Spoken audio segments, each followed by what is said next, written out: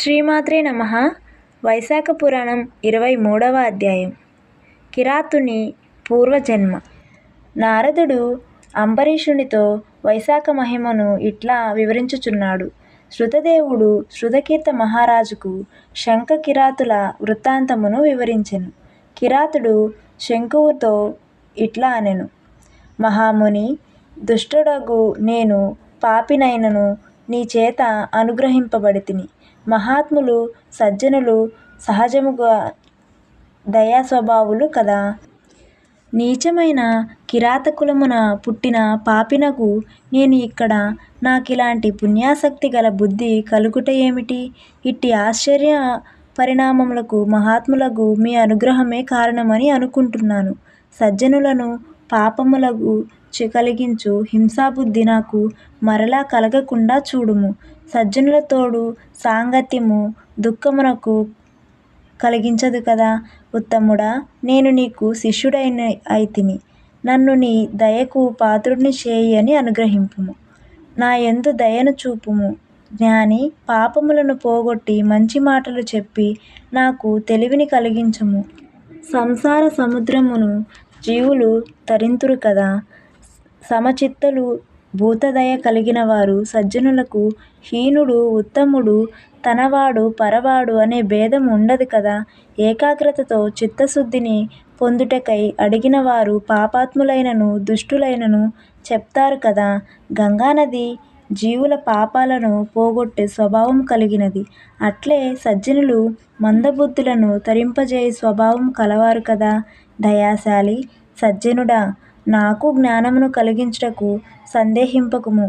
నీ సాంగత్యమునందు నీకు విధేయుడను అవడం వలన నిన్ను సేవించడం వలన నాపై దయచూపుము అని కిరాతుడు బహువిధములుగా శంఖుని ప్రార్థించెను. శంఖుడును కిరాతుని మాటలు విని మరింత ఆశ్చర్యపడెను. ఇదంతా వైశాఖ మహిమ అని తలచెను. కిరాతుని సంకల్పమునకు మెచ్చి ఇలా అనెను: కిరాతుడా, నీవు శుభమును కోరి సంసార సముద్రమును దాటించునట్టి విష్ణుప్రీతికరమగు వైశాఖ ధర్మములు ఆచరింపుము. ఈ ఎండకు నాకు మిక్కిలి బాధ కలుగుతున్నది. ఇక్కడ నీరు నీడ లేవు. నేనిచ్చట ఉండలేకపోతున్నాను. కావున నీడ కలిగిన ప్రదేశమునకు పోదాము. అచ్చటకు పోయి నీరు త్రాగి నీడ ఉన్న దగ్గర సర్వ పాపనాశకరమైన విష్ణు ప్రీతికరమైన వైశాఖ మహిమను నేను చూచిన దానిని విన్న దానిని నీకు వివరిస్తాను అని పలికెను. అప్పుడు కిరాతుడు శంఖునకు నమస్కరించి, స్వామి, ఇచ్చటకు కొలది దూరమున స్వచ్ఛమైన నీరున్న సరస్సు ఉంది. అచ్చట మిగుల మిన్నగు వెలగ పండ్లతో నిండిన వెలగ చెట్లు ఎన్నో ఉన్నవి. అక్కడ నీవు మిక్కిలి సంతృప్తి పడగలవు. అక్కడకు పోదాము రమ్మని శంఖువును అచ్చటకు తీసుకుపోయెను. శంఖుడును కిరాతునితో కలిసి వెళ్ళి అక్కడ మనోహరమగు సరస్సును చూసెను. ఆ సరస్సులో కొంగలు, హంసలు మొదలగు జలపక్షులతో కూడి ఉండెను. వెదురు చెట్ల గాలి తనలోకి ప్రవేశించుటచే మనోహరమగు ధ్వనులు పుట్టుచుండెను. పుష్పములున్న లతా వృక్షములు ఎక్కువగా ఉండటంచే తుమ్మెదలు వాలి మధుర ధ్వనులు చేయుచుండెను. తాబేళ్లు, చేపలు మొదలగు జలప్రాణులతో ఆ సరస్సు కూడి ఉన్నది. కలువలు, తామరలు మొదలగు జలపుష్పాలతో నిండి మనోహరంగా ఉండెను. అనేక రకాల పక్షుల చట్రవాలి మధురమగు కిలకిల రావాలతో చేయుచుండెను. చెరువు గట్టున పొదరిండ్లు, నీడనిచ్చు చెట్లు పుష్కలంగా ఉండెను. ఫల పుష్ప వృక్షములు నిండగా మనోహరమై ఉండెను. అడవి జంతువులగు మొదలైనవి స్వేచ్ఛగా తిరుగుచుండెను. ఇట్టి మనోహరమైన సరస్సు చూసినంతచే శంఖుని మనస్సు ప్రశాంతమయ్యెను. శరీరము సేద తీరినట్లు అయ్యెను. శంఖుడు మనోహరమగు ఆ సరస్సులో స్నానం చేసెను. పండ్లను శ్రీహరికి నివేదించి తాను కొన్నింటిని తిని మరికొన్నింటిని ప్రసాదముగా కిరాతునికి ఇచ్చెను. ప్రశాంతమగు మనస్సుతో ప్రసన్నుడగు చిత్తముతో వ్యాధుని దయాదృష్టులను చూసి ఇట్లా అనెను: నాయనా కిరాతా, నీకు ఏ ధర్మములను చెప్పవలెను? బహువిధములగు ధర్మములు అనేకము ఉన్నవి. వానిలో వైశాఖమాస ధర్మములు సూక్ష్మమైనవి. అవి అధిక ప్రయోజనమును కలిగించును. వాని ఆచరించిన సర్వ పాపములు పోయి ఆయుష్షు కలుగును, సుఖలాభములు కలుగును. నీకే విధమైన ధర్మములు కావలెనో అడగమని పలికెను. అప్పుడు కిరాతుడు, స్వామీ, అజ్ఞానాది పూర్ణమగు నిట్టి కిరాత జన్మము నాకెలా కలిగినది? ఆ విషయము నాకు చెప్పండి అని తలవగా, అప్పుడు శంఖుడు కొంతకాలము ధ్యానంలో ఉండి ఇలా అనెను. ఓయి, నీవు పూర్వము శాకలా నగరమున వసించు స్తంభుడను బ్రాహ్మణుడవు. శ్రీవత్సగోత్రుడవు. వేదశాస్త్రములను చదివిన పండితుడవు. నీ భార్య పేరు కాంతిమతి. ఆమె సుందరి, యుక్తవయసురాలు, పతివ్రత. కాని నీవు ఒక వేశ్యయందు మనసుపడి ఆచారాలను విడిచి శూద్రునివలె ఆచారహీనుడవై ఆ వేశ్యతో కాలమును గడుపుచుంటివి. సుగుణవతియగు నీ భార్యను నీకును ఆ వేశ్యకు సేవలు చేయుచు మిక్కిలి పతిభక్తితో ఉండెనది. ఆమె నీకును నీవుంచుకున్న వేశ్యకును అనేక విధములుగా సేవలు ఓర్పుగా శాంతముగా చేసేది. ఆమె మనస్సులో బాధపడుచుండెను. పతివ్రత అగుటచే భర్తకును భర్తకిష్టమైన వారి వేశ్యకును బహువిధాలుగా పరిచర్యలు చేయుచూ ఉండెను. ఈ విధముగా చాలా కాలము గడిచినది. ఓయి కిరాత, ఒకనాడు నీవు బ్రాహ్మణులు భుజించు ఆహారమును విడిచి శూద్ర సమ్మతమగు గేదె పెరుగు, ముల్లంగి దుంపలు, నువ్వులు, అనుములు కలిగిన మాంసాహారమును భుజించితివి. అనుచితమైన ఆహారము వలన నీకు అనారోగ్యము కలిగెను. రోగివి ధనహీనుడవగు నిన్ను విడిచి ఆ వేశ్య మరొకరితో వెళ్ళిపోయెను. నీ భార్య మిక్కిలి ఓర్పుతో నీకు సేవ చేయుచుండెను. నీవును పశ్చాత్తాపపడితివి. నీ భార్యను ఇలా కోరితివి, నేను నీకేమియూ చేయలేకపోతిని. అనుకూలవతియగు భార్యను సుఖపెట్టలేనివాడు 10 జన్మలు నపుంసకుడై పుట్టును సుమా.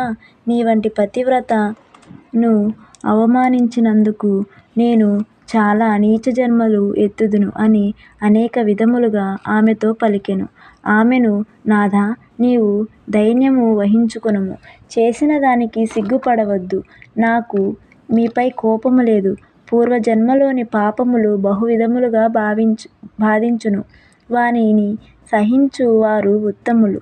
నేనేదియో పాపమును పూర్వజన్మలో చేసి ఉందును. దాని ఫలితమే ఇది. నీకు ధైర్యమును చెప్పెను. నీవు ధనహీనుడవైనను పుట్టింటి వారి నుంచి బంధువుల నుంచి ధనమును తెప్పించుకొని నీకు సేవ చేయుచుండెను. నిన్ను శ్రీహరిగా భావించి గౌరవించుచుండెను. వ్యాధిగ్రస్తుడవైన నీకు బహువిధాలుగా సేవలు చేసెను. భక్తి శ్రద్ధలతో నిన్ను రక్షించమని దేవతలందరినీ ప్రార్థించినది. భర్తకు ఆరోగ్యము కలిగినచో చండికకు రక్తాన్నమునగు గేదె పెరుగుతో సమర్పింతును. గణేశునకు కుడుములను నివేదింతును. 10 శనివారములు ఉపవాసము చేయుదును. మధురాహారమును, నేతిని, అలంకారములను, తైలాభ్యంగములను మానుదును అను బహువిధములుగా చాలామంది దేవతలకు మొక్కుకొనెను. ఒకనాడు దేవలుడగు ముని సాయం సమయమున ఆమె ఇంటికి వచ్చెను. అప్పుడామె, నీతో వైద్యము చేయుటకు వైద్యుడు వచ్చినని చెప్పెను. సద్బ్రాహ్మణుడగు అతిథిని పూజించినచో నీకు మంచి కలుగునని ఆమె తలచెను. నీకు ధర్మకార్యములను ఇష్టము లేకపోయినచో ఆమె నీకు వానిని వైద్యుడని చెప్పెను. అట్లా వచ్చిన మునికి నీ చేత ఆమె పానకము ఇప్పించెను. నీ ఆజ్ఞతో దానను ఇచ్చెను. మరునాడు ఉదయమున దేవలముని తన దారిన తాను పోయెను. నీకు శ్లేష్మము పెరిగి వ్యాధి ప్రకోపించినది. మందును నోటిలో వేయుచున్న నీ భార్య వేలుని కొరికితివి. రోగము పెరిగి చివరకు నీవు మృతి చెందితివి. నీవు మరణించుచు నిన్ను విడిచిపోయిన వేశ్యను పలుమార్లు తలుచుకొంటివి. కాని ఎన్ని పరిచర్యలు చేసిన భార్యను మాత్రము తలుచుకోలేదు. పతివ్రతయగు నీ భార్య తన చేతి నగను అమ్మి ఆ డబ్బుతో నీకు అగ్ని సంస్కారములు చేసి తానును నిన్ను కౌగిలించుకొని అగ్నిప్రవేశము సహగమము చేసెను.